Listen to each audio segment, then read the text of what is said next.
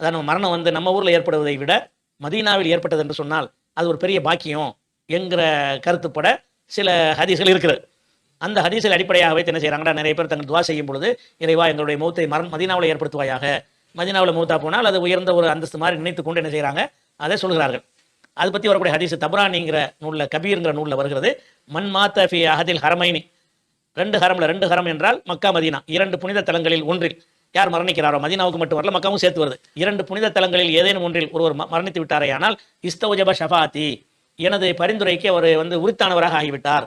ஓ கான யௌமல் கியாமத்தி மினல் ஆமினீன், கியாமத்து நாளையில் அச்சமற்று இருக்கக்கூடியவர்களில் ஒருவராக அவர் இருப்பார்ங்கிற ஒரு ஹதீஸ் தபரானியுடைய கபீர் என்கிற நூலில் இருக்கிறது. இந்த நூலில் வந்து இதன் அறிவிப்பாளராக வரக்கூடிய ஆள் யாராருன்னு கேட்டால் அபு சப்பாஹ் அப்துல் கஃபூர் இப்னு சயீதுல் அன்சாரி. இவர் யாருன்னு கேட்டால் இவர் வந்து மிக மிக பலவீனமான ஒரு ஆள். இவர் வந்து பொய்யர் என்று சந்தேகிக்கப்பட்டவர் என்றெல்லாம் விமர்சனங்கள் இருக்கிறது. இப்படியான ஒரு ஆள் வழியாகத்தான் இந்த ஒரு ஹதீஸ் தபரானியுடைய கபீரில் இருக்கிறது. அதே தபரானியில் அவுசத்துன்னு ஒரு நூல் இருக்கிறது, அதுலையும் இதே வாசகம் வருகிறது. இந்த ஹதீஸில் வந்து அப்துல்லா இப்னு அம்மல் என்று ஒருவர் அறிவிப்பாளராக வருகிறாரு. இவர் வந்து இப்னு ஹிப்பான் வழக்கம் போல என்ன செய்வார்னா, அவர் யாரும் குறை சொல்லலைன்னா அவர் நம்பகமானவர்ன்றவர். ஆனால் அதிகமானவர் இணைஞ்சிருக்கிறாங்க அஹமது இமாம் உட்பட்ட இவர்கள் வந்து இவர் பலவீனமானவர் என்று சொல்லியிருக்கிறார்கள். இந்த 2 ஹதீஸை வச்சு தான் அந்த மதீனாவில் மரணிக்க, மக்காவில் மரணிக்க ஆசைப்படுவார்கள். இந்த ஹதீஸ் சரியில் ஒன்று. 2வது விஷயம் என்னென்னு கேட்டால், இந்த மக்காவில் மரணிக்கிறது, மதீனாவில் மரணிக்கிறது அப்படி ஒரு சிறப்பு வாய்ந்ததாக இருக்கும் என்று சொன்னால், அதிகமான சகாபாக்கள் மக்கா மதீனாவில் மரணித்திருப்பார்கள். அங்கே தங்கி இருந்து, நீங்களாவது மரணிப்பதற்காக பயணப்பட்டு போய் இன்னொரு நாட்டில் போய் மரணிக்கணும், அங்கே தங்கி இருக்கணும். அவங்க சொந்த ஊராகவே இருந்துச்சு மக்கா மதீனாவலாம்.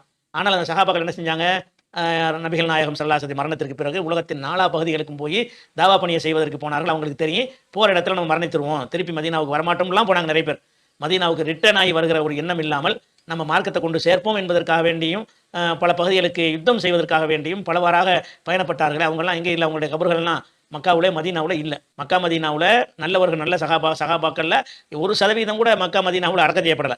99% மக்கா மதீனாவுக்கு வெளியே தான் பண்ணியிருக்காங்க. ஏன்னு கேட்டால், இப்படி ஒரு ரசூலுல்லாஹ் வலியுறுத்த ஒன்று இருக்கும் என்று சொன்னால் வேறு இடத்துல போய் மரணிக்கிறதுக்கு ஊரை விட்டு நாங்கள் போக மாட்டோம்னு இருந்திருப்பாங்க.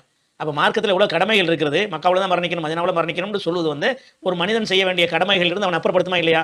அவன் செய்கிற எத்தனை வேலைகள் இருக்கும். நான் மக்காவில் தான் இருப்பேன்கிட்ட இருந்தார்னு சொன்னால் அவர் எப்படி போருக்கு போவார், அவர் எப்படி சமுதாய பணி செய்வார், அவர் எப்படி வேறு வேறு பகுதிகளுக்கு மார்க்கத்தை கொண்டு போய் எடுத்து சொல்வார், அந்த தப்லீக் செய்கிற பணி அவரால் எப்படி செய்ய முடியும் அப்படின்னு சிந்திச்சு பார்த்தாலேயே இந்த ஒரு ஹதீஸ் வந்து, இந்த கருத்து சரியான ஹதீஸ் கிடையாது, கருத்து கிடையாது. அறிவிப்பாளர் விஷயத்துலையும் கோளாறு இருக்கிறது, கருத்தாச்சும் சரியாதே. மக்கா எங்கே மௌத்தா போனால் என்ன, அது ஒரு மண், அவ்வளோதான். ரசூலுல்லாஹ் அங்கே அடக்கம் பண்ணாக என்ற ஒரு காரணத்திற்காக வேண்டி அங்கே அடக்கம் பண்ணவெல்லாம் புனிதமானவன் ஆயிட முடியுமா? அப்படிலாம் கிடையாது. எங்கே வந்து மௌத்து வருது நமக்கு தெரியவே செய்யாது. எங்கே வேணாலும் யாருக்கு வேணாலும் என்ன செய்யலாம், மௌத்து வரலாம். அதனால வந்து என்னை மக்காவில் மரணிக்க செய்யும், மதீனாவில் மரணிக்க செய்யுன்னு கேட்கறத விட என்னை முஸ்லிமா மரணம் செய்யணும்னு கேளுங்க, என்னை மூமினானவனாக எழுப்புவாயாகன்னு கேளுங்க. அதுதான் நீங்கள் துவா செய்யலாம். இது வந்து சரியான விஷயம்.